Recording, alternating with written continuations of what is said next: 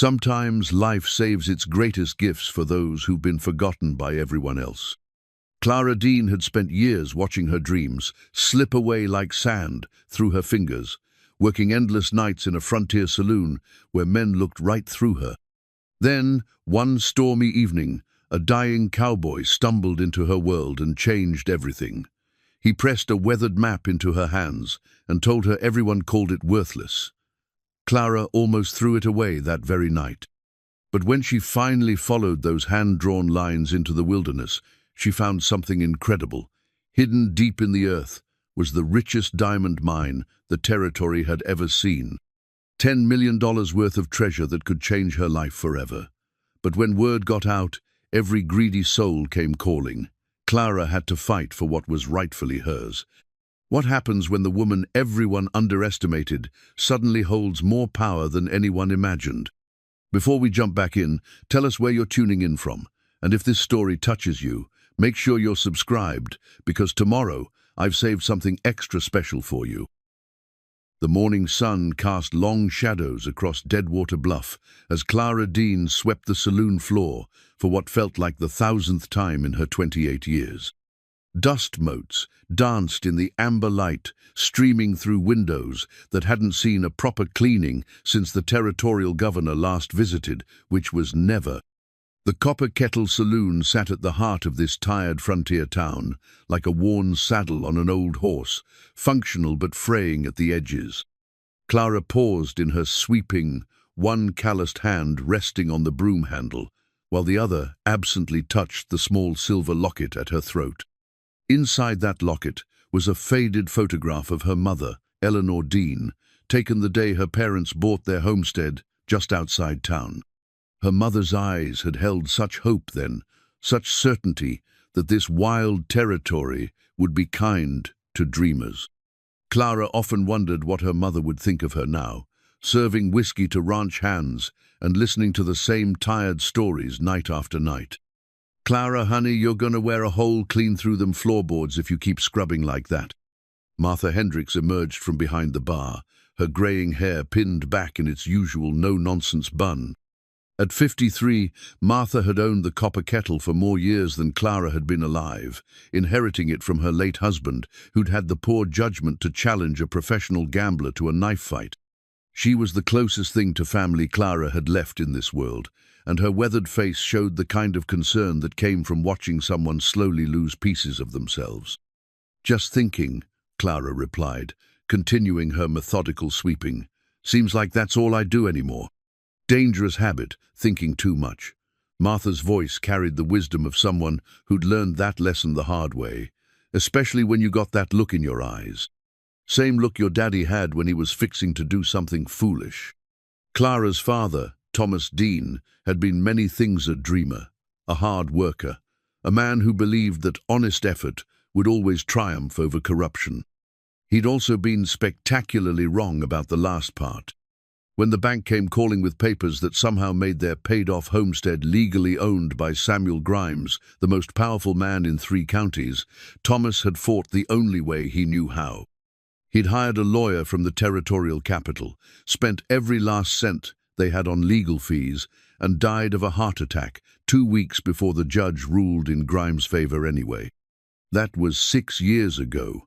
Clara still felt the sharp edge of that loss, not just of her father, but of everything he'd worked to build.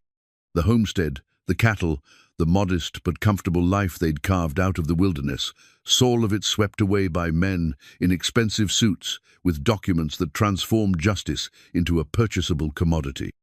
"You hear anything more about that stranger from last night?" Martha asked, settling onto a bar stool with the careful movements of someone whose joints had been arguing with her for decades. Clara's hand tightened on the broom. The dying cowboy had been gone by sunrise, just as she'd expected. Men like that, broken, fevered, carrying more regret than possessions, they rarely lingered long enough to see another day. But the weight of what he'd pressed into her hands still rested heavy in the pocket of her worn dress. "Gone," she said simply, "like they always are." Shame. Had kind eyes, that one, even burning up with fever. You could see he'd been a decent sort once upon a time, Martha studied Clara's face with the sharp attention of someone who'd spent 30 years reading the moods of drunk cowboys and traveling merchants. "You seem different today. Something happened after I went to bed?" Clara considered telling her about the map. Martha deserved honesty. He'd given Clara work when no other respectable establishment would hire a woman whose family had been publicly branded as troublemakers by Samuel Grimes. She'd offered a room above the saloon when Clara had nowhere else to go, never asking for rent when times were lean, never making Clara feel like charity. But something held Clara back, some instinct that whispered this particular secret needed to be protected a while longer. "Just tired," Clara said, "same as always." The morning crowd began filtering in around 10 o'clock, the usual collection of ranch hands, traveling salesmen, and men whose primary occupation seemed to be converting whiskey into regret. Clara moved between the tables with practiced efficiency, her mind only half focused on taking orders and avoiding the wandering hands that came with the territory. The map felt like it was burning a hole through her dress pocket. 3 times she'd started to pull it out and examine it properly, and 3 times someone had needed another drink or had a complaint about the stew. By noon, her nerves were stretched tighter than a fiddle string. "Clara Dean." The voice cut through the saloon's ambient noise like a blade through butter, and every conversation died as if someone had fired a gun into the ceiling. Samuel Grimes stood in the doorway, his considerable bulk filling the frame while his small, calculating eyes swept the room. At 45, he commanded respect through a combination of wealth, political connections, and the kind of ruthless ambition that had built half the territory's railroads on the backs of men who'd never lived to see their wages. His expensive suit looked out of place in the copper kettle, like a peacock preening in a chicken coop. "Mr. Grimes," Clara replied, her voice steady despite the way her heart had kicked into a gallop. "Bit early in the day for you, isn't it?" Grimes smiled, the expression holding all the warmth of a winter grave. "Heard we had some excitement last night. Strange cowboy, fevered and rambling about treasures and such. Martha mentioned you were the one who tended to him." Clara glanced at Martha, who was studiously cleaning glasses and avoiding eye contact. In a town this size, gossip traveled faster than a prairie fire, and Martha's loose tongue when she'd had a few drinks was legendary. Clara couldn't blame her. Survival in Deadwater Bluff meant staying on Samuel Grimes's good side, and information was the currency he valued most. "Poor soul was half dead when he stumbled in," Clara said. "Didn't say much that made sense. Fever talk, mostly. Still, might be worth knowing what kind of fever talk. Sometimes dying men share interesting stories." Grimes stepped fully into the saloon, his polished boots clicking against the wooden floor. "Wouldn't want any wild tales stirring up trouble in town. People get foolish ideas about treasure maps and such nonsense." The words hit Clara like a physical blow. How could he possibly know about the map? She fought to keep her expression neutral, but something must have shown in her eyes because Grimes's smile widened. "Now don't go looking at me like I got second sight, girl. It's just that desperate men tell desperate stories, and desperate stories have a way of inspiring desperate actions. I'd hate to see anyone in this town get hurt chasing fool's gold." His tone was conversational, but the threat underneath was clear as mountain water. "I appreciate your concern," Clara said, "but I think you're worrying over nothing." Man was delirious, probably dreaming about dime novels. Grimes studied her for a long moment, his gaze like cold fingers probing for weakness. Clara had the unsettling feeling that he could see right through her skin to the map tucked against her ribs. Finally, he nodded and touched the brim of his hat. "I'm sure you're right. Still, if you remember anything else about what he said, anything at all, I'd consider it a personal favor if you'd share it with me. I pay well for reliable information." After he left, the saloon remained quieter than usual, conversations resuming in hushed tones. Clara's hands shook slightly as she continued her work, but her mind was racing. Grimes knowing about maps and treasure couldn't be coincidence, which meant either Martha had told him more than she'd admitted, or there was something about that dying cowboy that ran deeper than a simple case of bad luck and worse health. That evening, after the last customer had stumbled out into the cool night air, Clara finally had her chance. She locked the front door, checked twice to make sure Martha was snoring soundly in her room upstairs, and settled at a corner table with a kerosene lamp turned low. The map emerged from her pocket like a living thing, the leather soft and warm from being pressed against her body all day. By lamplight, the hand-drawn lines seemed to shift and dance, but Clara forced herself to study them methodically. The paper was old but well cared for, the ink faded but still clearly legible. Someone had taken great care in creating this, marking elevations and geographical features with the precision of a professional surveyor. And there, in the bottom right corner, were initials that made Clara's breath catch in her throat. J.K. She'd heard those initials before, whispered in corners when men thought she wasn't listening. Jesse Kane had been Grimes's partner once, back in the early days when the territory was young and the law was whatever the strongest man said it was. The partnership had ended badly, everyone knew that much, but the details were buried under years of careful silence and strategic forgetting.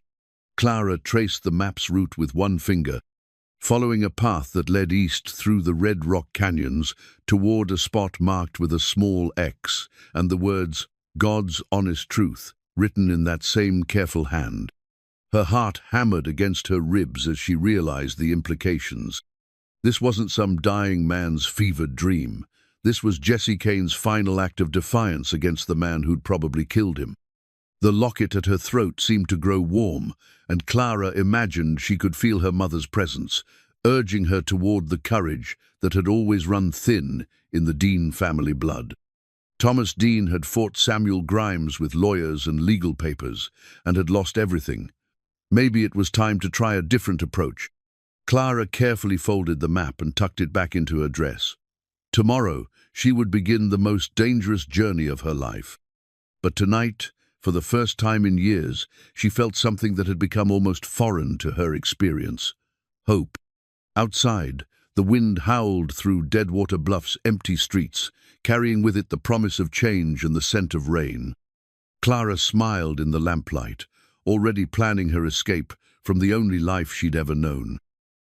Clara spent the next 3 days studying the map in secret, waiting for the right moment to act.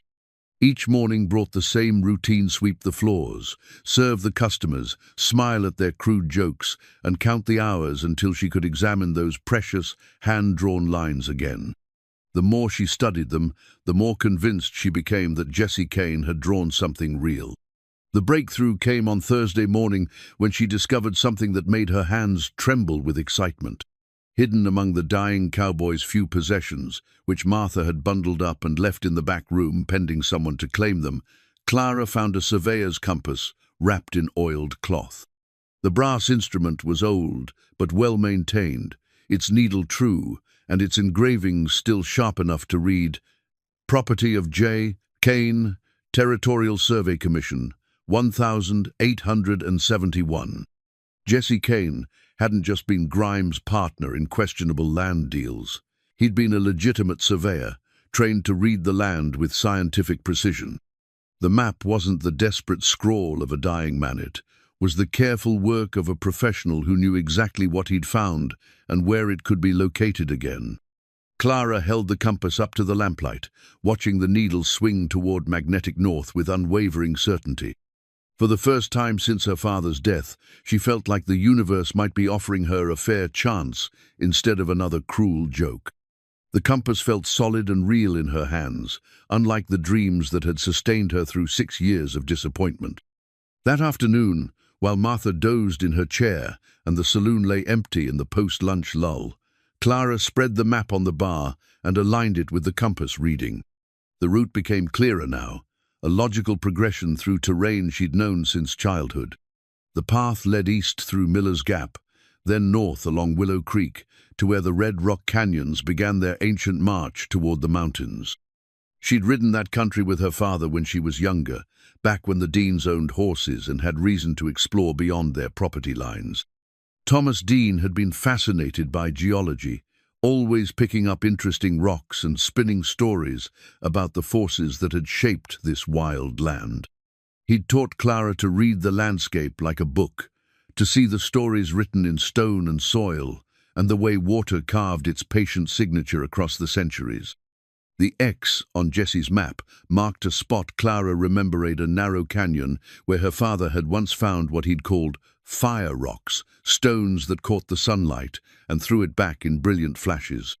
They'd collected a few as curiosities, but Thomas had dismissed them as interesting but worthless. Looking at them now through the lens of Jessie Kane's careful documentation, Clara wondered if her father might have been wrong about their value. "You're planning something foolish." Martha's voice made Clara jump, nearly knocking over the kerosene lamp. The older woman stood in the doorway to her private quarters, fully awake and wearing the expression of someone who'd been watching for longer than she'd let on. Clara's first instinct was to hide the map, but something in Martha's tone stopped her. Instead, she met her friend's gaze directly, letting her see the determination that had been building for days.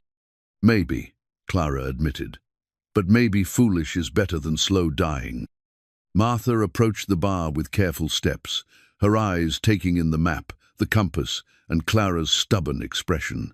When she spoke again, her voice carried the weight of hard-earned wisdom. "That's Jessie Kane's compass. Recognize the engravings from when he used to drink here, back before things went bad between him and Grimes." She settled onto a bar stool, studying the map with professional interest. "This, what that dying cowboy gave you?" Clara nodded, surprised by the relief she felt at finally sharing the secret. "You think I'm crazy for believing it might be real?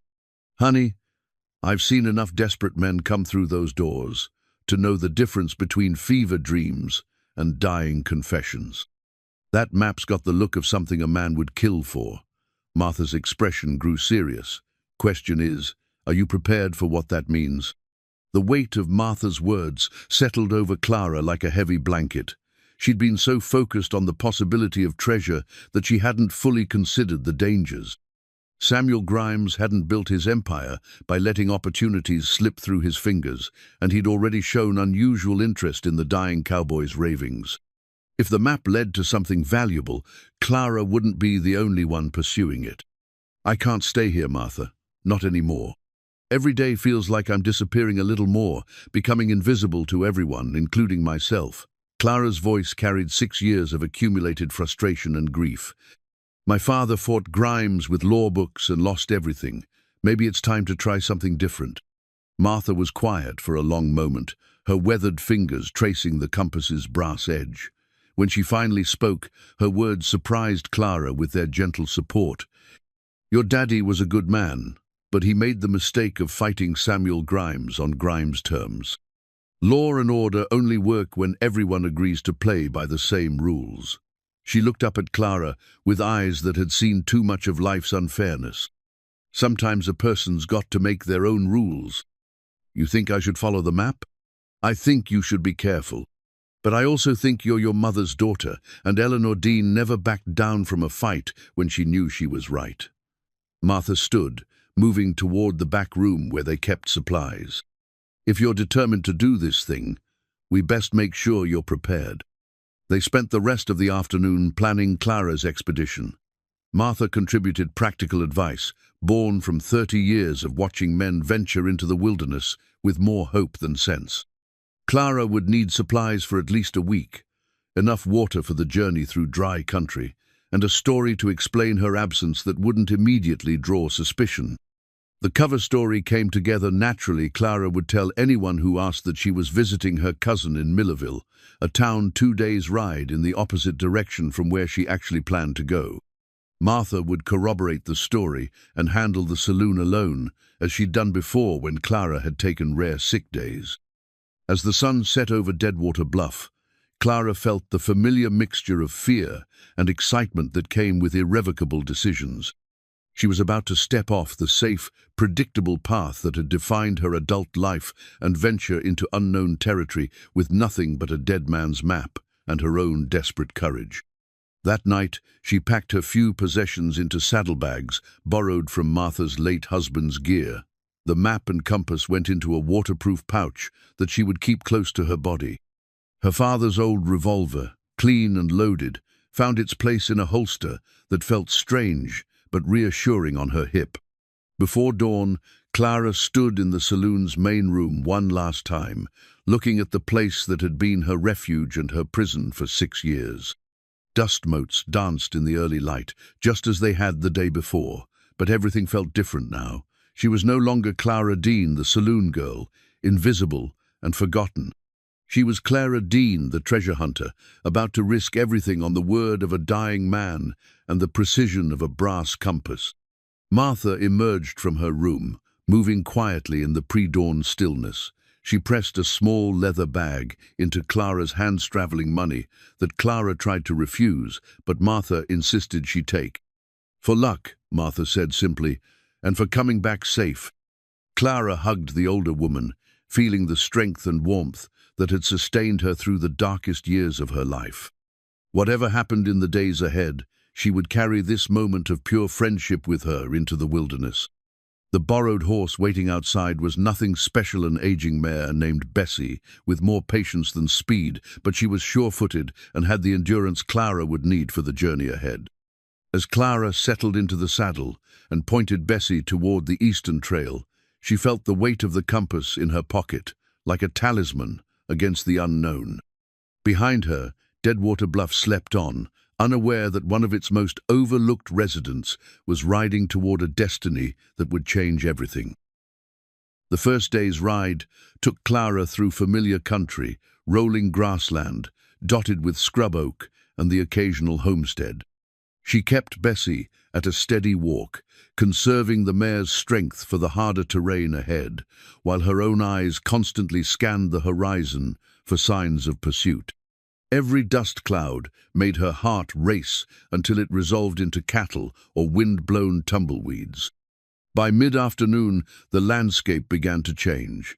The grass grew shorter and tougher, adapted to less water and harder ground. Red rock formations thrust up from the earth like ancient monuments, their surfaces carved by wind and weather into fantastic shapes that seemed to shift and move in the changing light. This was the country her father had loved, wild and unforgiving, but possessed of a beauty that could take your breath away if you knew how to see it. Clara stopped to rest Bessie beside a small creek where cottonwoods provided welcome shade. As the mare drank, Clara pulled out the map and compass, checking her progress against Jesse Kane's careful notations. She was making good time, but the hardest part of the journey still lay ahead. The Red Rock canyons were maze-like, full of dead ends and false trails that could confuse even experienced riders. She was studying the map when the sound of approaching hoofbeats made her look up sharply. A lone rider was coming from the direction of town, moving at a pace that suggested purpose rather than casual travel. Clara's hand instinctively moved to her father's revolver as she watched the figure approach. The rider turned out to be a man she'd seen before but never spoken to. Lean, weather-beaten individual who sometimes drank at the copper kettle but always sat alone and paid in cash. He rode a good horse and carried himself with the easy confidence of someone accustomed to living by his wits. Most people in Deadwater Bluff gave him a wide berth, though whether from fear or simple caution, Clara had never been sure.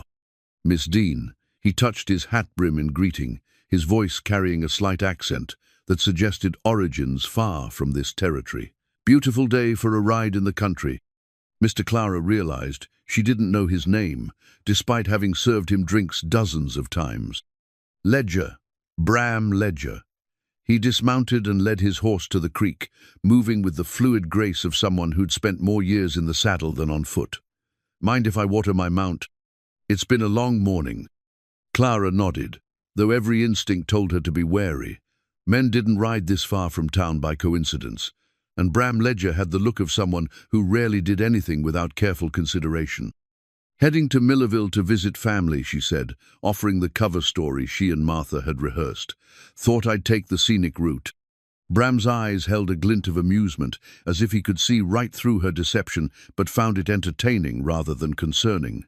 "Millerville's the other direction, miss. Unless the map's changed since I rode through there last month." Heat rose in Clara's cheeks. She'd been so focused on following Jesse's route that she'd forgotten to maintain her cover story properly. "No need to explain yourself to me," Bram said easily, settling against a boulder while his horse drank. Every person's got a right to ride where they please, for whatever reasons suit them. I was just making conversation. Something in his tone made Clara study him more carefully. Bram Ledger might dress like a drifter and drink alone, but there was intelligence in his dark eyes and a quality of watchful patience that spoke of experience in reading people and situations. She found herself curious despite her caution. "What brings you out this way, Mr. Ledger?" "Business," he replied, then seemed to consider whether to elaborate. "The kind that involves tracking people who don't particularly want to be found. Pays well, but it's not work that makes a man popular at church socials." A bounty hunter. Clara felt her stomach tighten with new worry. Had Samuel Grimes already put a price on her head? It seemed impossibly fast, but Grimes had resources and connections that could make things happen quickly. Bram must have read her expression because he raised a hand in a peaceable gesture. "Not you, Miss Dean. My current quarry's a horse thief who lifted some prime breeding stock from a ranch down south. Been tracking him for 3 days now." Relief flooded through Clara, followed immediately by embarrassment at her obvious nervousness. "I'm sorry. I didn't mean to assume." Smart woman assumes the worst until proven otherwise. Keeps her alive longer. Bram's expression grew more serious, especially when she's riding alone through country where bad things can happen to good people. There was something in his tone that made Clara wonder how much he actually knew about her situation. Bram Ledger struck her as the type of man who made it his business to know things, particularly things that other people preferred to keep secret. "I can take care of myself," she said, her hand resting meaningfully on her revolver's grip. "I'm sure you can. Your daddy taught you to shoot, I'd guess." Thomas Dean was a careful man when it came to preparing for trouble. Bram's casual mention of her father caught Clara off guard. Course, being prepared and being experienced aren't always the same thing. "You knew my father?" "Knew of him. Heard about his troubles with certain prominent citizens and how those troubles ended." Bram's voice carried genuine sympathy. Thomas Dean was an honest man, trying to fight dishonest people with honest methods. Noble, but not always effective. Clara found herself drawn into conversation, despite her wariness. There was something compelling about Bram Ledger's straightforward manner, the way he spoke hard, truths without malice or judgment. After years of being invisible in her own town, it was strange to talk with someone who seemed to actually see her. "You think there are better methods?" she asked. "I think sometimes a person has to be willing to match their opponent's level of commitment to winning. Law and order are fine concepts, but they only work when everyone agrees to honor them." Bram stood and gathered his horse's reins. "When they don't, well, that's when folks like me find steady employment." He mounted with fluid ease, settling into his saddle like it was the most natural place in the world for him to be. Clara watched him, acutely aware that this chance encounter might be more significant than it appeared. "Miss Dean," Bram said, touching his hat brim again, "I hope you find whatever you're looking for out there. But if you run into trouble, the kind of trouble that needs more than good intentions to solve, you might want to remember that some problems require specialized solutions." With that cryptic remark, he rode away, heading north along a trail that would eventually intersect with the route Clara planned to take into the canyons. She watched until he disappeared behind a red rock formation, her mind churning with questions about the encounter. Had it been purely coincidental? Bram's casual knowledge of her father's history and his pointed comments about matching opponents' commitment levels suggested otherwise. But if it hadn't been chance, who had sent him? Martha wouldn't have betrayed her confidence, and Samuel Grimes would hardly hire someone to give her cryptic warnings about dangerous methods. Clara remounted Bessie and continued eastward, but the encounter had shaken her more than she wanted to admit. The comfortable illusion that she was embarking on a simple treasure hunt had been replaced by the unsettling awareness that she was entering a game with rules she didn't understand and players whose motives remained hidden. As the afternoon wore on and the Red Rock Canyons loomed larger ahead, Clara found herself checking her back trail more frequently. The borrowed harness creaked softly with Bessie's steady gait, a rhythmic sound that had become oddly comforting during the long day's ride. The leather was old but well maintained, speaking to the careful attention that working people gave to the tools their lives depended on. By sunset, Clara had reached the entrance to the canyon country. The massive stone walls rose on either side, like the gateway to another world, their surfaces painted in shades of red and gold by the failing light. Somewhere beyond those walls lay the answer to Jessie Kane's map, and possibly the key to changing her life forever. But as she made camp in a sheltered alcove and listened to the night sounds of the wilderness, Clara couldn't shake the feeling that she was no longer traveling alone. Whether that presence represented help or danger remained to be seen. Clara woke before dawn to the sound of her own heartbeat echoing off the canyon walls. The red rock formations caught the early light and threw it back in brilliant displays of color that made the landscape seem almost alive. She'd slept fitfully, every night sound amplified by the stone corridors, until even the wind seemed to carry whispered warnings. After a cold breakfast of hardtack and water, Clara consulted Jessie's map and the compass. The route led deeper into the maze of canyons, following what appeared to be an ancient watercourse that had carved its way through the rock over countless centuries. The path was clear enough for now, but Clara knew from her father's stories that these canyons could be treacherous. Flash floods had been known to sweep through without warning, and more than one experienced rider had simply vanished into the labyrinth, never to be seen again. The morning's ride took her through increasingly spectacular country. Towering walls of layered stone rose hundreds of feet on either side, their surfaces carved into fantastic shapes by wind and water. Natural arches spanned the narrow passages overhead, while hidden alcoves and side canyons branched off in all directions. Without Jessie's careful annotations, Clara would have been hopelessly lost within the first hour. Around midday, she reached a formation that made her catch her breath in wonder. A massive stone pillar rose from the canyon floor like a cathedral spire, its surface so perfectly smooth it seemed to have been polished by ancient hands. The locals called it the Echo Stone, and Clara could see why. Even the smallest sound seemed to bounce off its surface and return transformed, creating an almost musical quality to the normal noises of travel. According to the map, this was a crucial landmark. Jessie had drawn careful notations around it, indicating sight lines to other formations and compass bearings that would guide travelers deeper into the maze. Clara dismounted and walked around the base of the pillar, reading the stone like her father had taught her to do. The rock told a story spanning millions of years, layers of ancient seabeds, desert sands, and volcanic ash compressed into a history book written in stone. But there were more recent marks as well. Scratches and chips that spoke of human passage, some old enough to have been made by the territory's original inhabitants, others clearly more recent. One set of marks caught Clara's attention. Carved into the stone at eye level were initials and a date. J.K.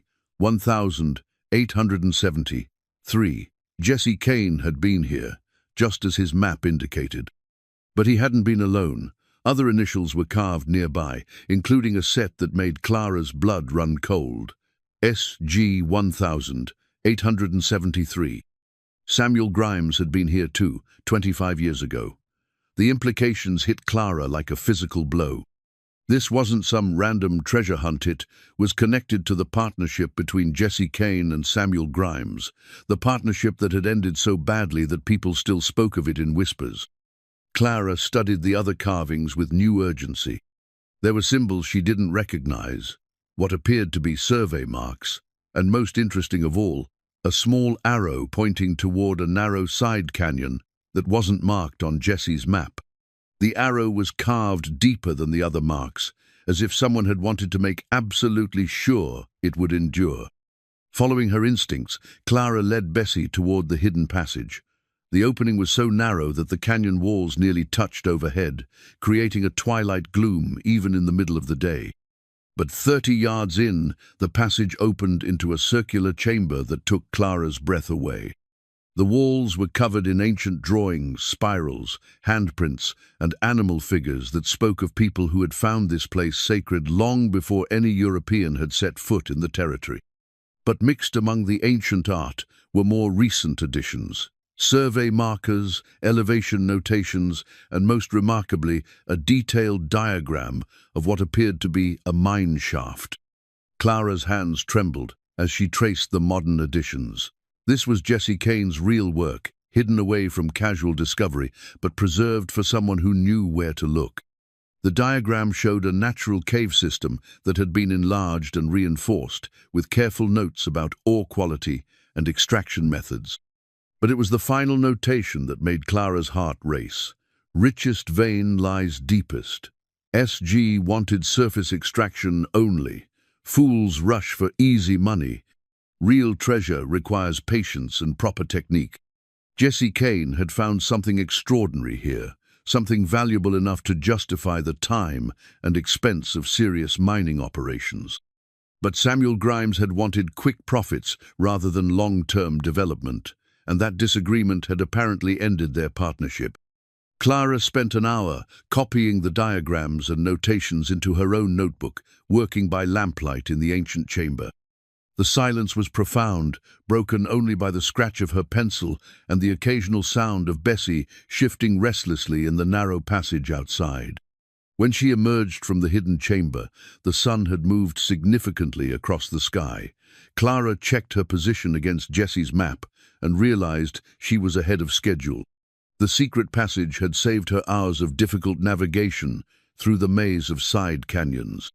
But as she prepared to mount Bessie and continue toward the final destination, movement on the canyon rim caught her eye. A figure on horseback was silhouetted against the sky, too distant to identify but clearly watching her progress. Clara's blood chilled as she remembered Bram Ledger's warnings about specialized problems requiring specialized solutions. She'd been followed. Clara forced herself to move normally, checking Bessie's gear and consulting the map as if she hadn't noticed the watcher. But her mind was racing through possibilities.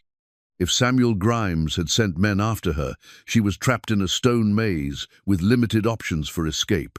The canyon walls were too steep to climb, and the passages ahead grew increasingly narrow. The watcher disappeared behind a rock formation, but Clara knew he was still there. The feeling of being observed had become a constant pressure between her shoulder blades, making every shadow seem threatening and every sound potentially dangerous. She mounted Bessie and continued along Jesse's route, but now every decision carried new weight. Should she abandon the treasure hunt and try to escape back the way she'd come? Or push forward toward whatever Jesse Kane had found, knowing that others might be waiting? The answer came as she rounded a bend and saw fresh horse tracks in the sandy canyon floor. Someone else was following Jesse's map, and they were only hours ahead of her. The tracks showed a single horse, ridden hard and moving with purpose toward the same destination Clara sought.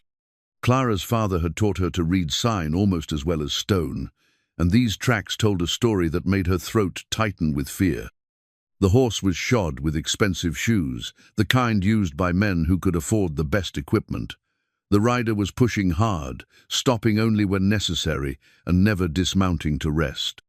Most telling of all, the tracks showed evidence of a pack animal. Someone was planning to carry a considerable load back from wherever Jesse's map led. Clara was no longer on a simple treasure hunt. She was racing unknown competitors toward a prize that someone thought was worth considerable risk and expense. The naive hope that she might quietly follow a dead man's map to a forgotten fortune had been replaced by the harsh reality that she was walking into a trap. But turning back wasn't an option. Behind her lay 6 years of invisible servitude and a future that stretched endlessly toward a poverty-stricken old age. Ahead lay danger, but also the possibility of changing everything.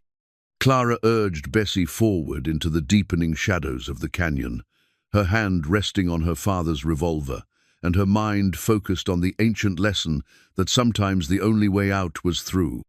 The echo stone's musical whispers followed her deeper into the maze, carrying with them the weight of choices that could not be undone.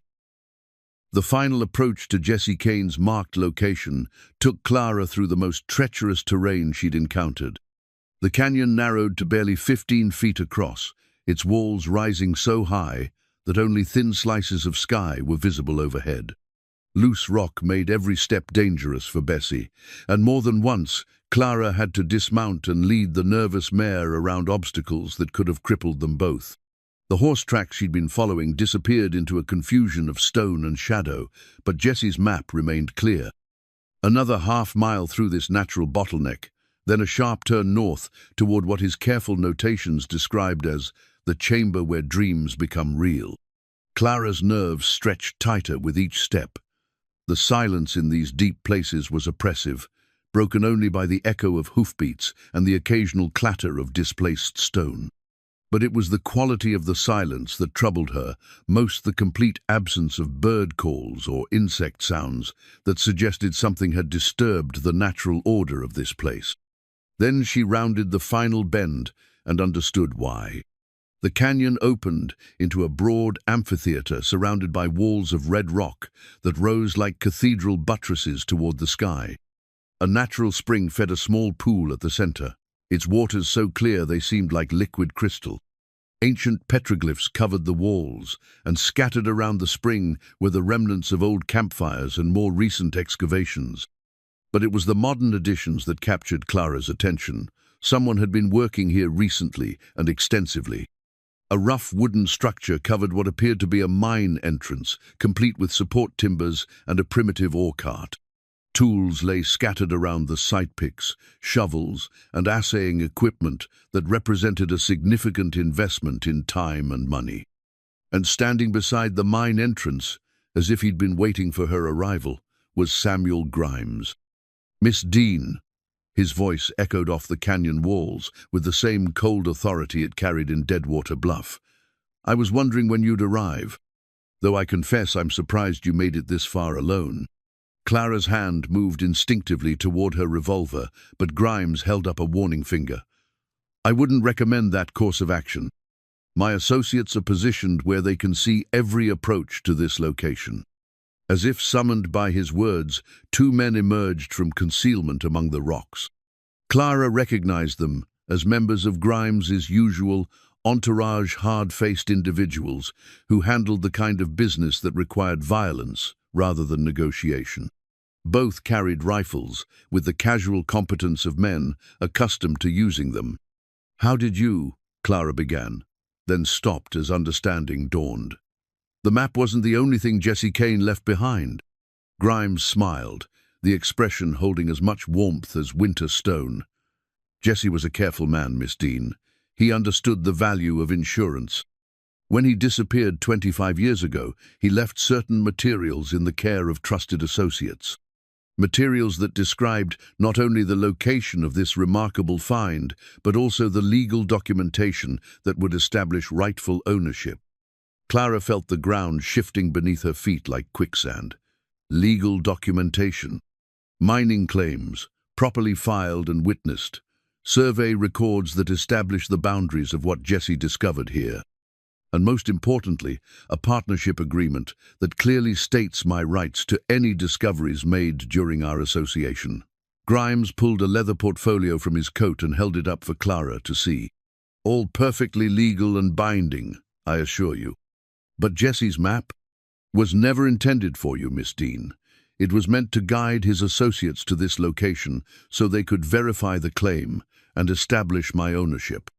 The fact that a dying man chose to give it to a saloon girl instead of following proper procedures is regrettable, but legally irrelevant." Clara's mind raced through the implications. If Grimes had legitimate claim documents, everything she'd risked meant nothing. She would be just another trespasser on his property, with no more rights than any other claim jumper. But something about the situation didn't feel right. If Grimes truly had unassailable legal claims, why the armed men? Why the obvious nervousness she could see despite his confident words? "If your claim is so solid," Clara said carefully, "why do you need guns to enforce it?" Grimes's smile flickered slightly. "The territory can be a dangerous place, Miss Dean. One can never be too careful when dealing with valuable resources and desperate people." Clara looked around the amphitheater with new eyes, noting details she'd missed in her initial shock. The excavation work was recent but crude, showing signs of haste rather than systematic development. The scattered tools suggested multiple failed attempts rather than steady progress. Most tellingly, despite weeks or possibly months of work, there was no evidence of extracted ore anywhere in the camp. "You haven't found anything, have you?" Clara realized. "You've been digging where Jesse's original notes said to dig, but the real treasure isn't there." The flash of anger in Grimes's eyes confirmed her guess. "Jesse Kane was a professional surveyor, Miss Dean. His documentation is precise and reliable. His official documentation, maybe, but not his real secrets." Clara felt confidence growing as the pieces fell into place. "The map he gave me wasn't his first survey. It was his final one, after he'd learned things that made him break his partnership with you." Clara pulled Jesse's map from her coat, holding it where Grimes could see but not reach. "This shows the location of what he found after you parted ways. The real treasure, the one you've been looking for all these years." "That's impossible. Jesse disappeared immediately after our partnership ended. He had no opportunity for additional exploration." "Didn't he?" Clara moved closer to the mine entrance, studying the excavation with the geological knowledge her father had taught her. "This whole dig is in the wrong place. You're working surface deposits, the kind of easy extraction Jesse's notes describe. But what if those notes were deliberately incomplete?" She pointed toward a section of the canyon wall where water seepage had created distinctive mineral staining. "Look at those rock formations. See how the coloration changes along that fault line? That's not random. Something's leaching up from deep underground, following the fractures in the bedrock." Grimes stepped closer, his expression shifting from confidence to uncertainty. "You're guessing. I'm reading the stone the way my father taught me. And what it's telling me is that your excavation is barely scratching the surface of what's really here." Clara felt a moment of pure triumph as she saw doubt creep into Grimes's eyes. "Jesse Kane knew you'd want the easy money, the quick extraction that would make you rich without much effort. So he gave you exactly what you expected, to find surface deposits that would keep you busy while he explored the deeper possibilities." Clara walked toward the mineral staining, her mind working through the geological implications. The rock formations told a story of ancient underground streams and mineral deposits that had been building for thousands of years. Jesse's true map showed the way to tap into that deeper system. "The question is," Clara continued, "are you interested in what Jesse actually found? Or are you content to keep digging in the wrong place because your pride won't let you admit you've been outsmarted by a dead man?" For a long moment, the only sound in the amphitheater was the gentle splash of water from the natural spring. Then one of Grimes' men spoke up. "Boss, if she knows where the real treasure is—" "Shut up," Grimes snapped, but Clara could see him calculating odds and possibilities. His legal claims might be worthless if the real treasure lay outside the boundaries of his documented mining rights. "I'll make you a deal," Clara said, pressing her advantage. "I'll show you what Jesse's real map leads to. In exchange, you give me half of whatever we find." "Half?" Grimes laughed, but there was strain in the sound. "You're hardly in a position to negotiate, Miss Dean." Clara reached into her coat and pulled out the small diamond sample she'd discovered in the hidden chamber. She held it up to catch the light, watching Grimes's expression change as he realized what he was seeing. "This came from where Jesse's map actually leads," she said quietly. "How much have you found in 3 months of digging in the wrong place?" The silence that followed was answer enough. Clara pocketed the diamond and started walking toward the narrow passage that led deeper into the canyon system. She'd called Grimes' bluff, and now it was time to see if her own courage would hold. "Where are you going?" Grimes called after her. "To find what Jesse Kane actually discovered," Clara replied without looking back. "You can follow me and claim your half, or you can keep digging that worthless hole. Your choice." As she disappeared into the shadows, Clara heard urgent whispered conversation behind her, then the sound of boots on stone as Grimes and his men hurried to follow. She'd successfully turned the tables, but she knew the real test lay ahead. Whatever Jesse Kane had found in the deeper reaches of this canyon system, it was about to change all their lives forever. The passage Clara led them through twisted deeper into the heart of the canyon system, following fractures in the rock that spoke of geological forces beyond human comprehension. Her lamplight danced across walls that gleamed with mineral deposits, and the air carried the clean scent of underground water. Behind her, she could hear Grimes and his men struggling to keep pace. Their boots echoed off the stone walls, creating a rhythm that seemed to mock their earlier confidence. Clara smiled grimly as she realized how completely the situation had reversed. She was no longer the vulnerable saloon girl being hunted through unfamiliar territory. She was the guide leading them toward a discovery that would reshape everything. The passage opened into another chamber, smaller than the amphitheater but infinitely more significant. Jesse Kane's handiwork was evident everywhere: carefully placed support timbers, methodical excavation marks, and most importantly, a wooden stake driven deep into the stone floor with his initials carved into its surface. "This is it," Clara announced, raising her lamp to illuminate the chamber. "Jesse's real claim." The walls sparkled with embedded crystals that caught and reflected the lamplight like captured stars. But it was the exposed vein of minerals running along the chamber's far wall that took their breath away. Even in the uncertain light, the deposit was clearly massive, a ribbon of white and crystalline material that disappeared into the rock above and below. Grimes pushed past Clara, moving toward the vein with the hungry expression of a man seeing his deepest dreams made manifest. One of his men followed, while the other remained near the entrance, rifle ready. "My God," Grimes breathed, running his hands along the exposed minerals. "Jesse, you magnificent bastard."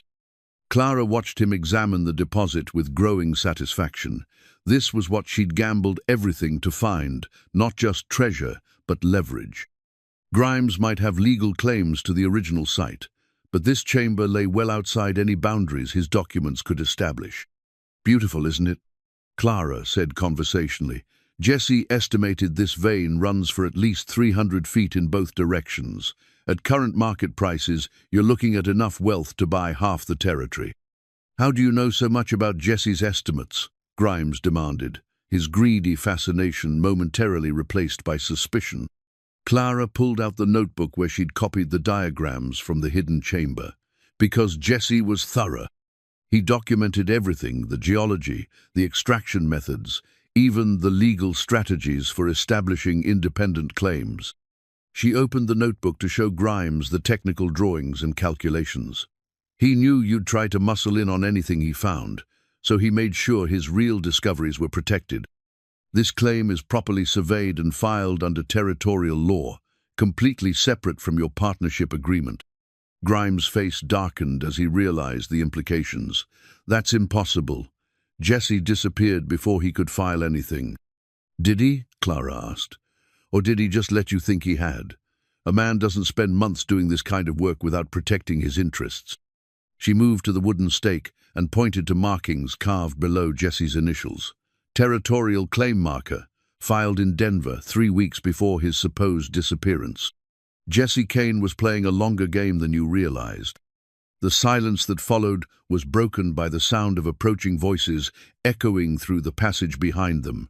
Clara's blood chilled as she recognized one of the voices. It belonged to Bram Ledger. "Sounds like we're about to have company," she said, trying to keep her voice steady. Grimes gestured to his men, who took positions covering the entrance. "If you've led us into a trap—" "This isn't my trap," Clara interrupted, "but it might be yours." Bram Ledger appeared in the passage entrance, moving with the easy confidence of a man who feared very little. Behind him came 2 other figures that Clara didn't recognize: alien, competent-looking men who carried themselves like professional soldiers. "Evening, folks," Bram said pleasantly. "Hope we're not interrupting anything important." Grimes stepped forward, his hand resting on his pistol. "This is private property, Ledger. You have no business here." "Funny thing about that," Bram replied, producing a document from his coat. "Seems like there's some question about exactly who owns what around here. Thought it might be worth settling before anyone does something they'd regret." Clara watched the confrontation develop with growing unease. Whatever game Bram Ledger was playing, it was more complex than a simple bounty hunt. The men with him had the look of government agents rather than hired guns. "What's your interest in this, Mr. Ledger?" Clara asked. "Professional curiosity, Miss Dean, and a certain obligation to see that territorial mining laws are properly observed." Bram's eyes swept the chamber, taking in the mineral deposits and Jesse's excavation work. "Some very important people have been asking questions about irregular claims and missing documentation. Seems like there might be some answers down here." One of Bram's companions stepped forward, revealing a territorial marshal's badge pinned to his vest. "Samuel Grimes, you're under investigation for fraudulent filing of mining claims and conspiracy to defraud territorial property rights." Clara felt the ground shift beneath her feet yet again. This wasn't about treasure hunting anymore. It was about justice, territorial law, and crimes that stretched back 25 years. "This is ridiculous," Grimes blustered. "I have proper documentation for all my claims." "Documentation that's been under scrutiny for months," the marshal replied. "Seems like a lot of your paperwork doesn't match the official territorial records. Almost like someone's been forging claims and bribing officials." Clara looked at Bram with new understanding. "You're not a bounty hunter, are you?" "Sometimes," Bram replied, "but right now I'm working for people who care about making sure territorial law means something." Jesse Kane's disappearance was never properly investigated. His claims were never properly processed, and certain powerful individuals have been profiting from that oversight for 25 years. The pieces were falling into place with devastating clarity. Jesse Kane hadn't just been Samuel Grimes's partner. He'd been gathering evidence of Grimes's illegal activities. His disappearance hadn't been coincidental, and his final map hadn't been about treasure at all. It had been about justice. The map was insurance, Clara realized aloud. Jesse knew Grimes would try to silence him, so he created a trail that would lead investigators to the evidence they needed. "Smart man," Bram agreed.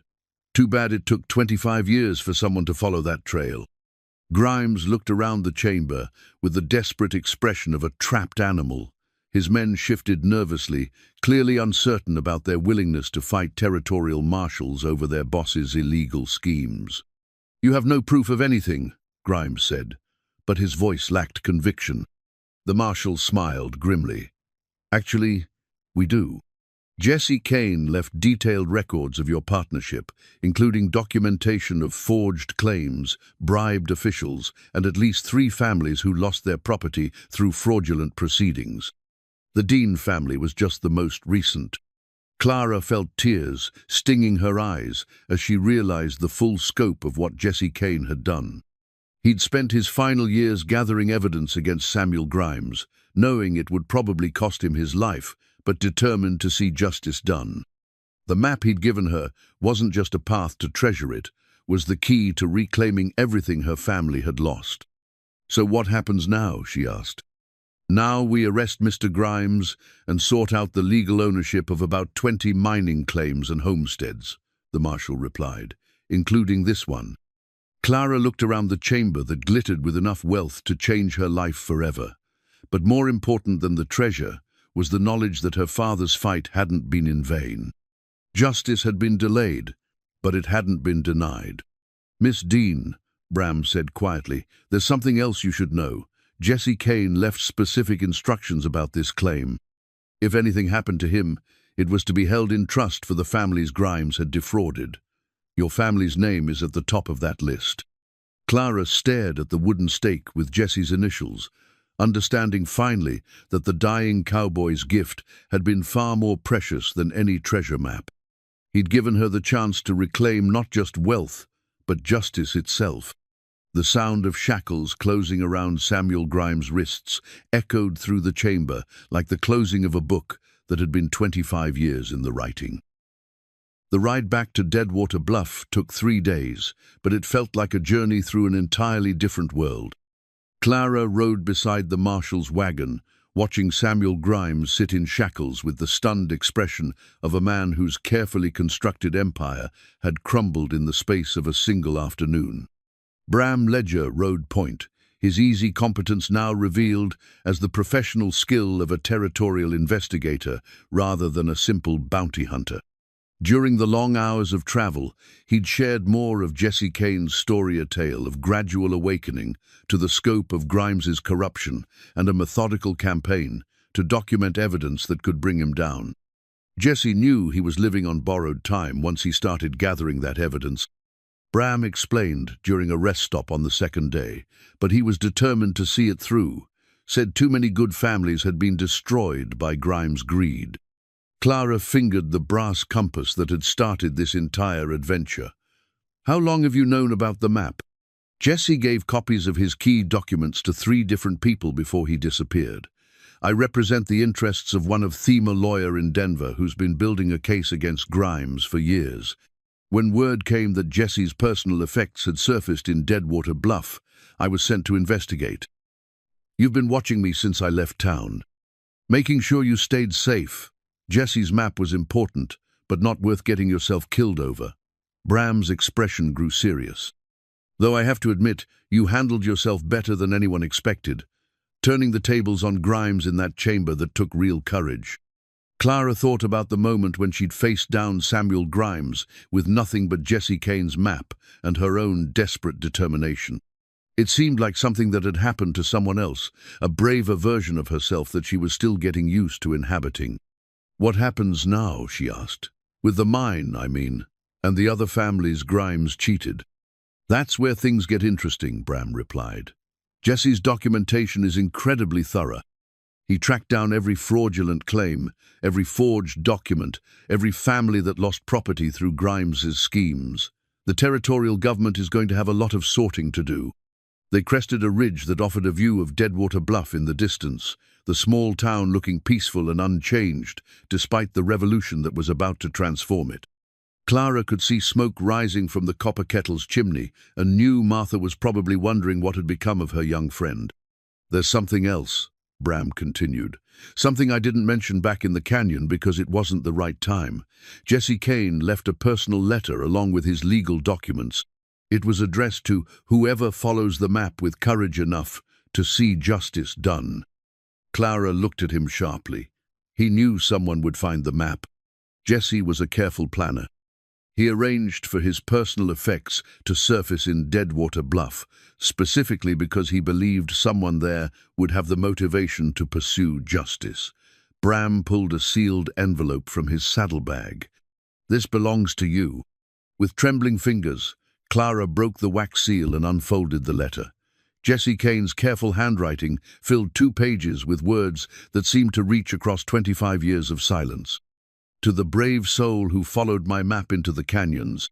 If you are reading this, then Samuel Grimes has finally been brought to account for his crimes. I wish I could have lived to see that day, but some fights require more than one person to finish. I know who you probably are. Thomas Dean was a good man who tried to fight corruption with law books and honest intentions. He deserved better than what Grimes gave him. If his daughter is reading this, know that your father's fight was not in vain. It just took longer to win than either of us hoped. The mine you discovered is real, and it's worth every penny of the fortune I documented. But more important than the money is what it represents, proof that sometimes the little people can win against the powerful if they're willing to be patient and thorough and brave. I've arranged for the mine's profits to be divided among all the families Grimes cheated.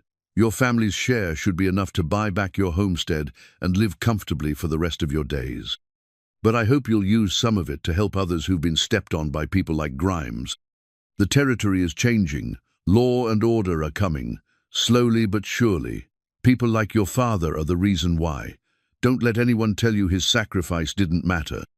With respect and admiration for your courage, Jesse Kane. P.S. The brass compass was my father's. He would have liked knowing it helped bring a good man's daughter home. Clara read the letter twice before the words fully sank in. Jesse Kane had planned all of this, not just the evidence gathering and the legal documentation, but the personal redemption that would restore her family's honor and future. He knew, she whispered. Somehow, he knew it would be me. Jesse was good at reading people, Bram said gently. and he understood that sometimes justice requires a personal touch rather than just legal procedures. As they approached the outskirts of Deadwater Bluff, Clara could see people gathering in the street. Word had already spread about the arrest of Samuel Grimes, carried by riders who'd witnessed the marshal's wagon passing through neighboring settlements. The town was buzzing with excitement and uncertainty about what Grimes' downfall would mean for everyone.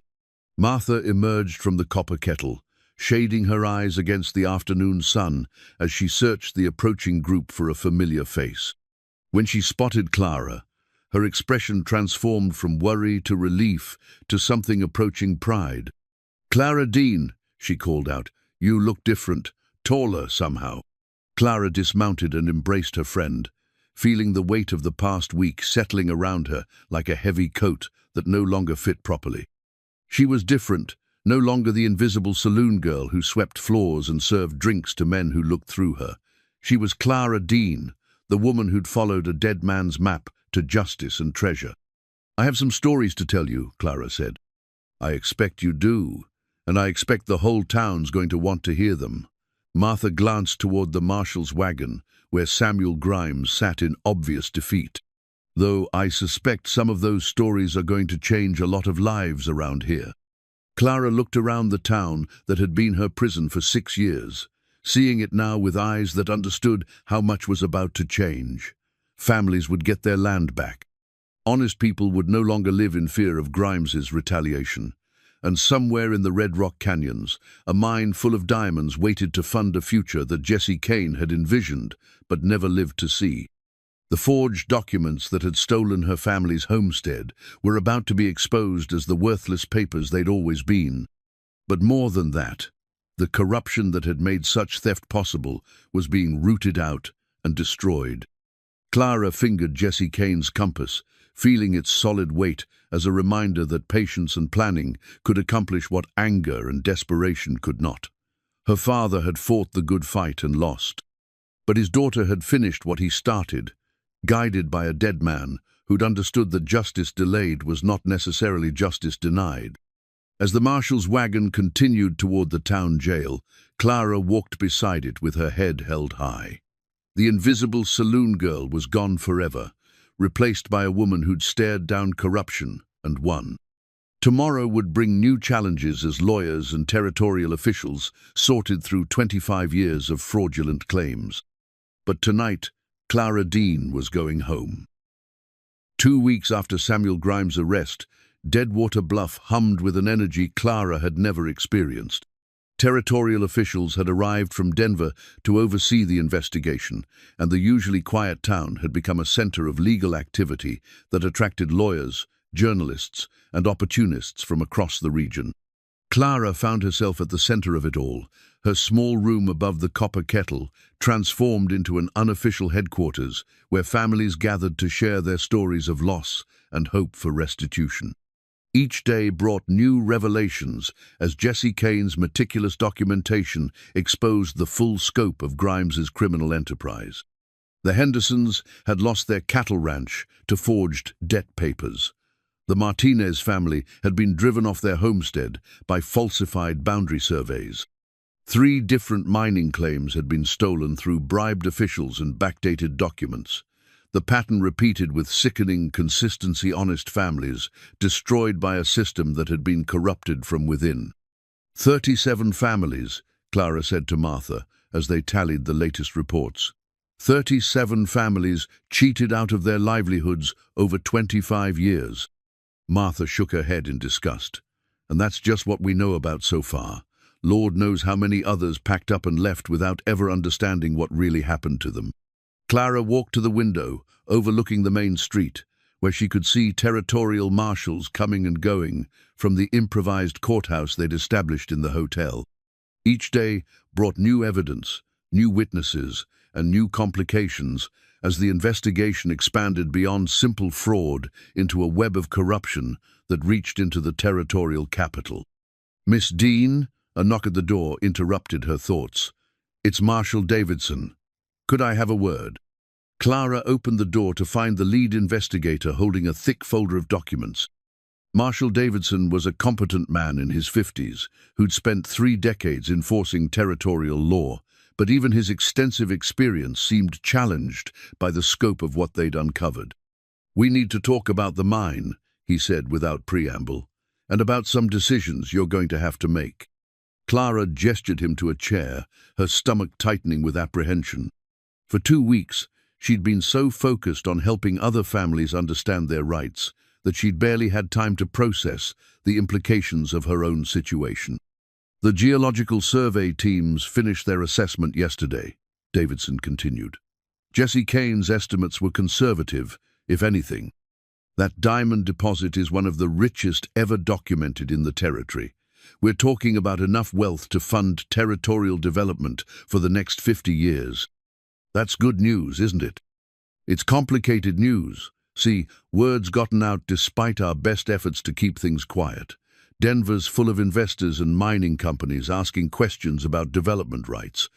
And some of those investors have connections to people in Washington who might not appreciate seeing this much wealth controlled by local interests." Clara felt a chill that had nothing to do with the autumn air. "What are you saying?" "I'm saying that powerful people have a way of finding legal justifications for taking what they want. Your claim is solid. Jesse Kane made sure of that.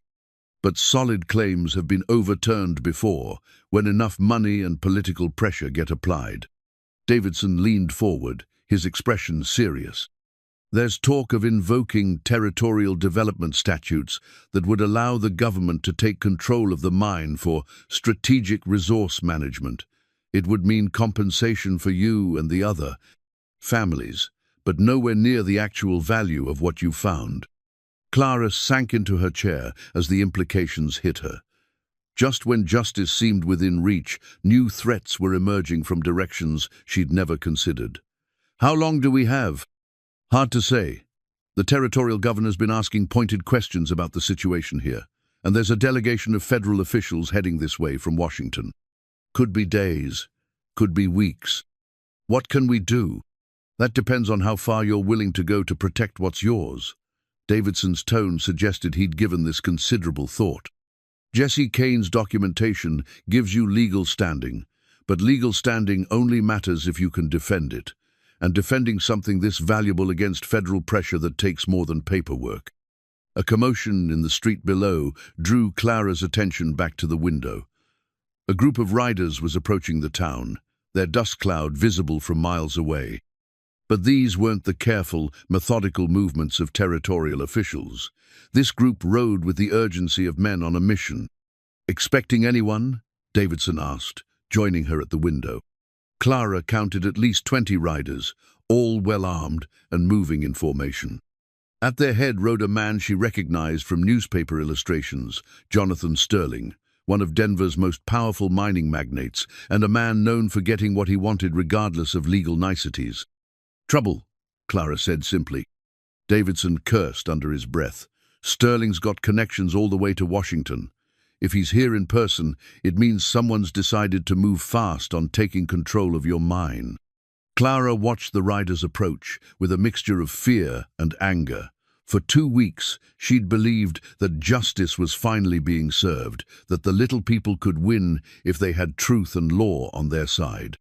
Now she was learning that truth and law were just opening moves in a game that powerful people played by different rules. "Marshal, I need to ask you something, and I need an honest answer." Clara turned from the window to face Davidson directly. "If it comes down to a fight between territorial law and federal pressure, which side will you be on?"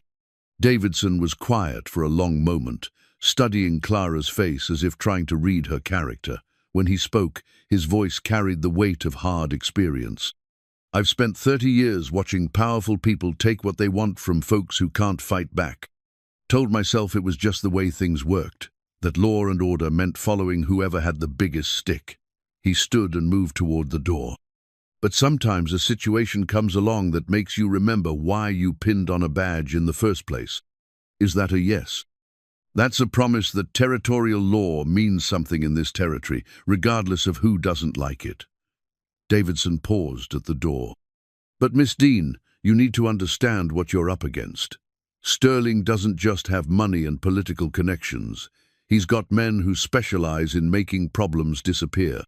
If you're going to fight this, you better be prepared for it to get ugly. After he left, Clara stood alone in her room, looking out at the approaching riders and feeling the weight of decisions that would affect not just her own future, but the futures of 37 families who'd already lost everything once. Jesse Kane's brass compass sat on her dresser, its needle pointing steadily north toward the certainty she needed to find within herself. Martha appeared in the doorway, her face grim with understanding. Those riders don't look like they're here for a social visit. No, they don't. Clara moved to her dresser and opened the bottom drawer, pulling out her father's Winchester rifle. Thomas Dean had taught her to shoot when she was 12, emphasizing that sometimes a person had to be willing to defend what was right, even when the odds seemed impossible. "You're not seriously thinking of fighting Jonathan Sterling," Martha said.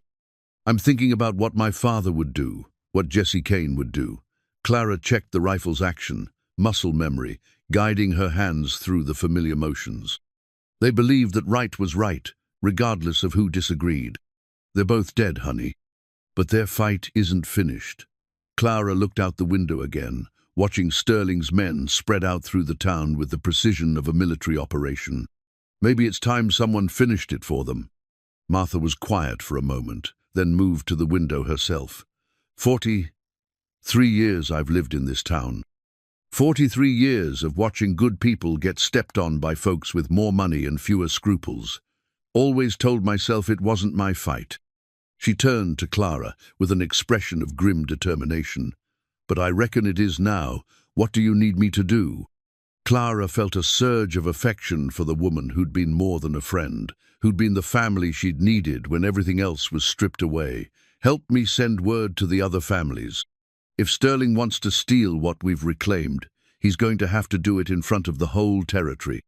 And if he's willing to do that..." Clara picked up Jesse Kane's compass, feeling its solid weight as a reminder of the courage that had brought her this far. "Then we'll remind him that some things are worth fighting for, no matter what the cost." As Sterling's riders took positions throughout the town, Clara began preparing for the most important fight of her life. She'd followed a dying man's map to justice and treasure, but now she would have to prove that she was worthy of both. The invisible saloon girl was gone forever, replaced by a woman who understood that sometimes the only way to protect what you've won is to be willing to risk everything defending it. Outside, Jonathan Sterling dismounted in front of the hotel, his expensive clothes and confident bearing marking him as a man accustomed to getting his way. But Clara Dean was no longer the kind of woman who stepped aside for powerful men. The final confrontation was about to begin. The confrontation began at dawn the next morning when Jonathan Sterling knocked on the door of Clara's room with the polite insistence of a man who expected immediate compliance with his wishes. "Miss Dean, I believe we have business to discuss." Sterling's voice carried the smooth authority of someone accustomed to negotiating from positions of overwhelming strength. "May I come in?" Clara had spent the night preparing for this moment, cleaning her father's rifle and reviewing Jesse Kane's legal documents one final time. She opened the door to find Sterling flanked by two well-dressed men who had the predatory stillness of professional enforcers disguised as lawyers. "Mr. Sterling, I was wondering when you'd get around to introducing yourself." Clara stepped aside to let them enter, noting how Sterling's eyes immediately catalogued everything in the room: the rifle, the legal papers, the brass compass that represented her connection to Jesse Kane's legacy. "I'll be direct, Miss Dean. I represent interests that are prepared to offer you substantial compensation for your mining claim. More money than you could spend in 3 lifetimes, with no legal complications or lengthy development delays." Sterling settled into the room's single chair as if he owned it. "All you have to do is sign some papers and walk away wealthy. And if I don't?" Sterling's smile never wavered, but something cold flickered in his eyes. "Then you'll discover that territorial mining law can be surprisingly complex when examined by federal authorities. Environmental concerns, strategic resource classifications, imminent domain proceedings, these things have a way of making even the most legitimate claims disappear into bureaucratic tangles that last for decades. Clara moved to the window, looking down at the street where Sterling's men had positioned themselves with military precision. Martha was visible in the doorway of the Copper Kettle, her weathered face set with determination. Other townspeople had emerged from their homes and businesses, creating an audience for whatever was about to unfold. "You know what I find interesting, Mr. Sterling?" Clara turned back to face her uninvited guests. "You rode all the way here from Denver with 20 armed men to make me an offer. That seems like a lot of trouble for a simple business transaction." "The territory can be dangerous. One can never be too careful. Or maybe you're not as confident in your legal position as you pretend to be." Clara picked up Jesse Kane's compass, using its solid weight to steady her nerves. "Because if you could simply take what you wanted through official channels, you wouldn't need to intimidate a saloon girl in a frontier town." One of Sterling's companions leaned forward with obvious irritation. "Miss Dean, you're in no position to negotiate. Mr. Sterling is offering you more consideration than the law requires." "Actually, I think I'm in exactly the position I need to be in." Clara opened Jesse Kane's folder of documents, selecting a particular page that she'd studied carefully during her sleepless night. "Did you know that Jesse Kane filed mineral rights claims on 17 different sites throughout this canyon system? Not just the main deposit, but every significant geological formation within a 20-mile radius." Sterling's expression flickered with the first hint of uncertainty she'd seen. "That's impossible. Our research indicates—" "Your research missed quite a bit, apparently." Jesse Kane was a professional surveyor who understood that controlling a major resource meant controlling all access routes and supporting infrastructure. Clara spread several survey maps across her small table. Every trail into the canyon, every water source, every feasible location for processing facilities, Jesse claimed them all. She traced the boundaries with her finger, showing Sterling how completely Jesse had locked up the entire region. "Even if you could challenge my claim to the main deposit, you'd still need access agreements for basic operations. And those agreements would have to be negotiated with 37 different families who now hold legitimate titles to Jesse's subsidiary claims." The silence that followed was broken by the sound of horses in the street below. Clara looked out to see Marshal Davidson arriving with a dozen territorial deputies, their badges glinting in the morning sunlight. But more significantly, families from across the region were beginning to gather: the Hendersons, the Martinez family, and dozens of others who'd lost everything to Samuel Grimes' schemes. "It appears you have support," Sterling observed, his tone suggesting this was a minor inconvenience rather than a serious obstacle. "I have justice," Clara replied, "and apparently that's something people are willing to fight for." Sterling stood, smoothing his expensive coat with movements that seemed calculated to demonstrate his complete lack of concern. "Miss Dean, you're making this far more complicated than necessary. There are forces at work here that go well beyond territorial politics. National interests, strategic considerations that a woman in your position couldn't possibly understand. Try me. The federal government has determined that this mineral deposit is too valuable to remain under local control. There are infrastructure projects, military applications, strategic reserves to consider. Your little claim represents a threat to national security that simply cannot be tolerated." Clara felt the ground shifting beneath her feet yet again, but this time she was prepared for it. Jesse Kane's final lesson was becoming clear: powerful people always found new justifications for taking what they wanted, but the response had to remain constant. "Mr. Sterling, I appreciate you explaining the situation so clearly. Now, let me explain mine." Clara moved to her dresser and picked up a leather satchel that contained copies of every document in Jesse Kane's collection. "This contains evidence of criminal conspiracy, fraud, and corruption that reaches from Deadwater Bluff to Washington. Every forged claim, every bribed official, every family destroyed by illegal land grabs, it's all documented in meticulous detail." She held up a particular bundle of papers. including some very interesting correspondence between Samuel Grimes and certain federal officials about manipulating mining regulations for personal profit. Jesse Kane was thorough about documenting all his business relationships. Sterling's facade of calm control cracked slightly. "You're bluffing." "Am I? Would you like me to read some of the more interesting passages?"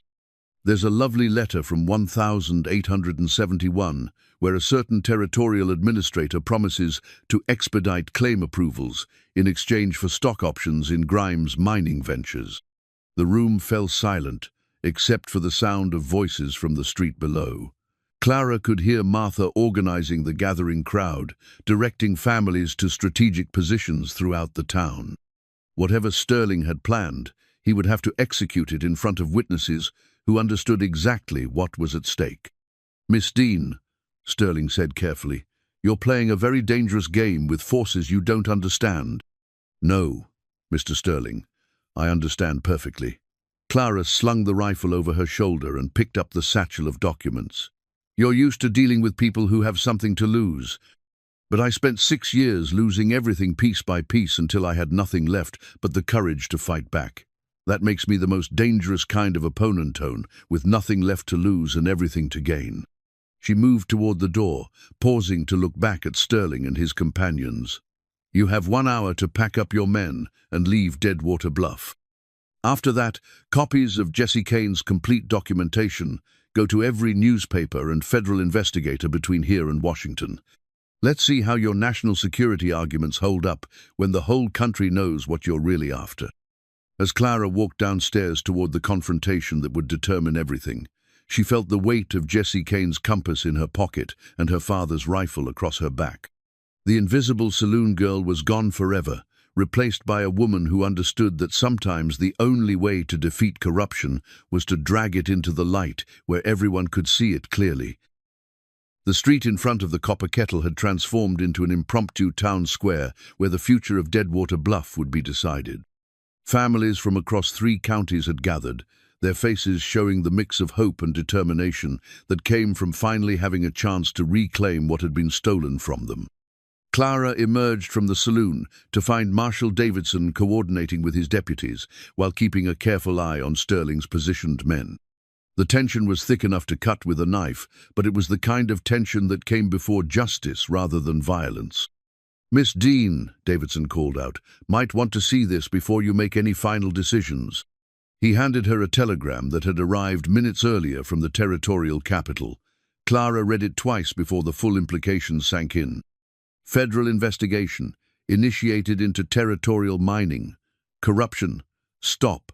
Sterling Enterprises under criminal investigation. Stop. Do not negotiate under duress. Stop. Martial jurisdiction confirmed. Stop." "Seems like Jesse Kane's documentation reached some important people in Denver," Davidson explained. "Turns out there have been questions about Sterling's business practices for months. Your evidence was exactly what they needed to move forward." Clara looked across the street to where Sterling stood, conferring urgently with his men. The confident businessman who'd entered her room an hour earlier now showed signs of a man whose carefully laid plans were unraveling in real time. Martha appeared at Clara's elbow, her voice carrying the satisfaction of someone watching bullies get their comeuppance. Words spreading fast. "Seems like half the territory's been waiting for someone to stand up to Sterling and his kind." "Miss Dean," Sterling's voice cut across the murmur of the gathering crowd, "I think there's been a misunderstanding. Perhaps we could discuss this situation more privately." Clara stepped into the middle of the street, positioning herself where everyone could see and hear clearly. The moment felt like something from the stories her father used to tell about the old days, when disputes were settled in town squares, with the whole community as witness. "No more private discussions, Mr. Sterling. Whatever you have to say, you can say it in front of everyone here." Clara's voice carried clearly in the morning air. "These people have a right to know what kind of deals you were planning to make with their property." Sterling's face flushed with anger, but he was too experienced a businessman to lose control completely. "Miss Dean, you're making a serious mistake. There are aspects of this situation that go beyond your local concerns." "Such as?" such as the fact that your friend Jesse Kane wasn't the innocent victim you believe him to be. Sterling pulled out a folder of his own, his movements sharp with frustration. Jesse Kane was a federal agent, Miss Dean. Everything he did here was part of a government investigation into territorial corruption. The revelation hit Clara like a physical blow. Around her, she could hear the confused murmur of the crowd as they tried to process this new information. "You're lying," Clara said. But even as the words left her mouth, pieces began falling into place in ways that made terrible sense. "Am I? A simple surveyor doesn't have access to the kind of legal resources Kane used to document Grimes's activities. A simple surveyor doesn't file mining claims in 17 different jurisdictions simultaneously. And a simple surveyor certainly doesn't have the connections to ensure his evidence reaches federal investigators 25 years after his death." Sterling's smile was triumphant and cold. Jesse Kane was using Samuel Grimes to expose a network of territorial corruption that reached all the way to Washington. When Grimes became suspicious, Kane had to disappear, but he made sure his investigation would continue even after his death. Clara felt the compass in her pocket like a weight of betrayal. Had everything been a lie? Had Jesse Kane manipulated her just as surely as Sterling was trying to do now? But then she remembered the letter Jesse had left for her, the personal words that spoke of her father's courage and her own strength. Whatever else Jesse Kane might have been, his respect for her family had been genuine. "Even if that's true," Clara said, finding her voice again, "it doesn't change what's right. These families lost their homes and livelihoods to criminal fraud. They deserve justice regardless of who exposes the corruption." "Justice?" Sterling laughed harshly. "Miss Dean, you're holding evidence in a federal investigation. That makes you a material witness, not a property owner. Everything you think you've won can be confiscated as evidence in ongoing criminal proceedings." Clara looked around at the faces of the families who'd gathered to support her cause. She saw the fear creeping back into their eyes as Sterling's words reminded them how powerless they'd always been against people with money and connections. But she also saw something else, the same stubborn determination that had driven her to follow Jesse's map into the wilderness. These people had come here not because they believed they could win, but because they believed fighting was better than surrendering.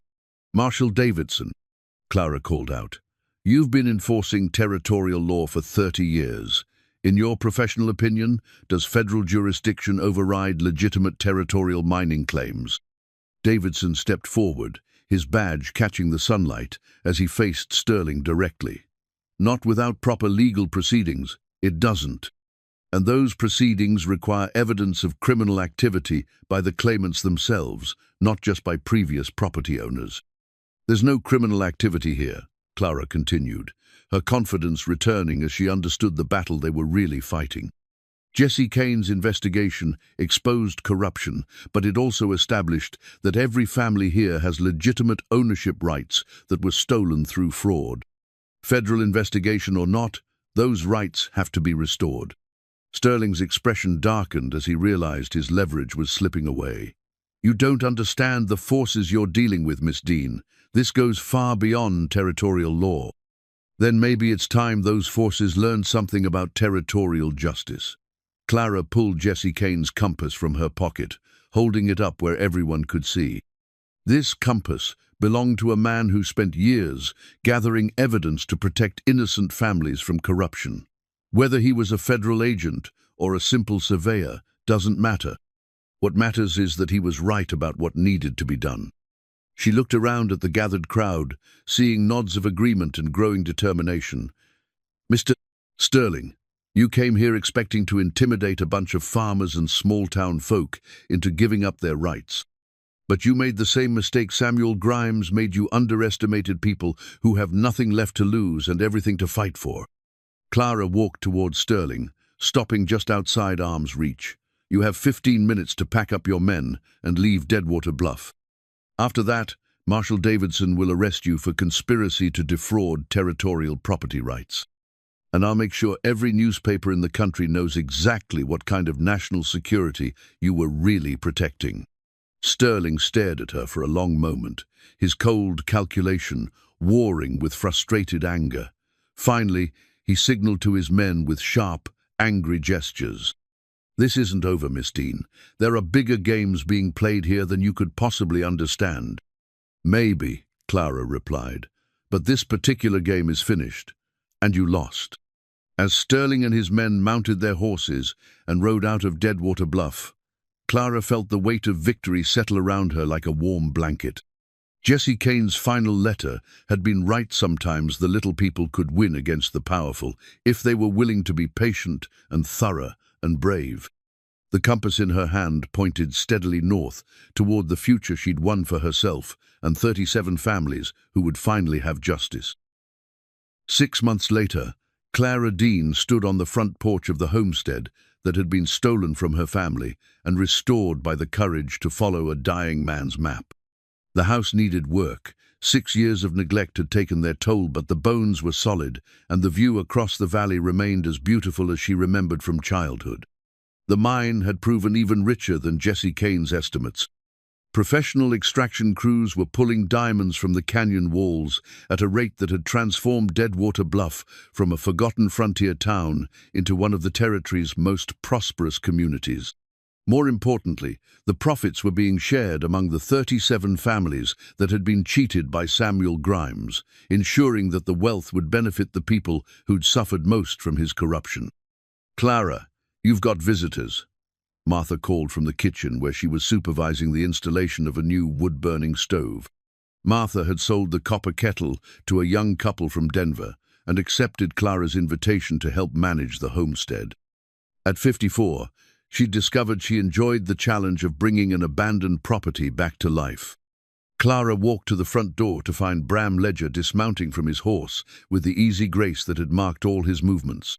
Behind him rode a woman. Clara didn't recognize an older lady with silver hair and the kind of understated elegance that spoke of education and refinement. "Miss Dean." Bram touched his hat brim with the familiar gesture that had become as much a part of their friendship as his cryptic comments and unexpected insights. "I'd like you to meet Mrs. Eleanor Kane, Jesse's daughter." Clara felt her breath catch. Jesse Kane had never mentioned family in any of his documentation, but looking at Mrs. Kane's face, she could see the resemblance in the intelligent eyes and the stubborn set of the jaw. "Miss Dean, I've been wanting to meet you for months," Mrs. Kane said as she approached the porch. "My father's letters spoke of you with such admiration." "His letters?"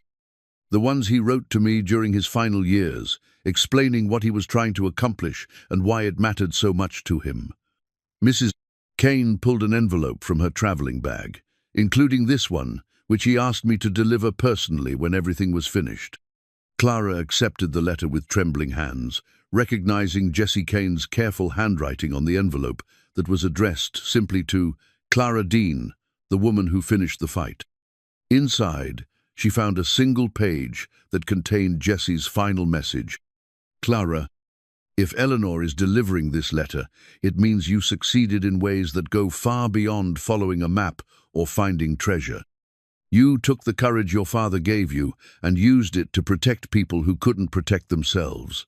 That's the kind of victory that changes the world, one person at a time. The compass I gave you belonged to my father, who taught me that a man's true measure isn't in what he achieves for himself, but in what he makes possible for others.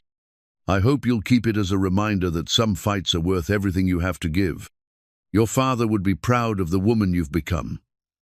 More importantly, you should be proud of yourself. With deepest respect, Jesse Kane, P.S.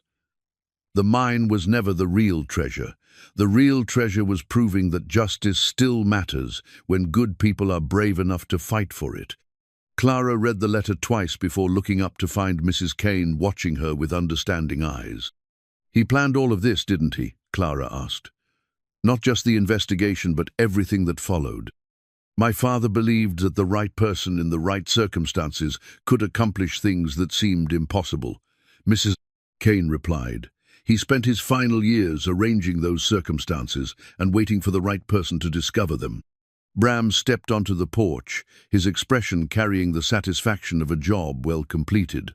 Jesse left detailed instructions about how his investigation should proceed after his death.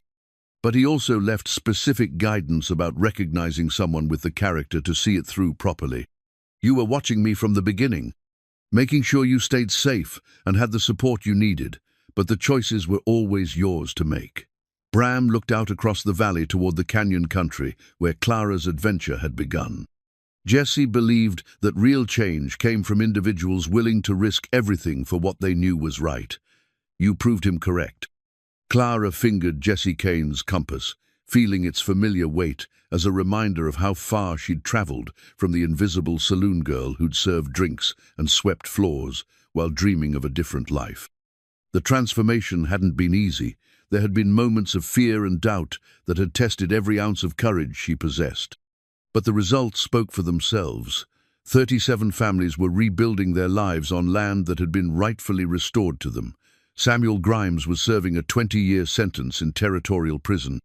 The corruption that had poisoned the region's development for decades had been exposed and eliminated. And Deadwater Bluff had become a symbol of what was possible when ordinary people refused to accept injustice. "There's something else," Mrs. Kane said, producing another document from her bag. "My father established a trust fund for continuing the work he started, investigating territorial corruption, helping families recover stolen property, ensuring that the law means something to everyone regardless of their wealth or connections." She handed Clara the document. "He wanted you to oversee that trust, if you're willing."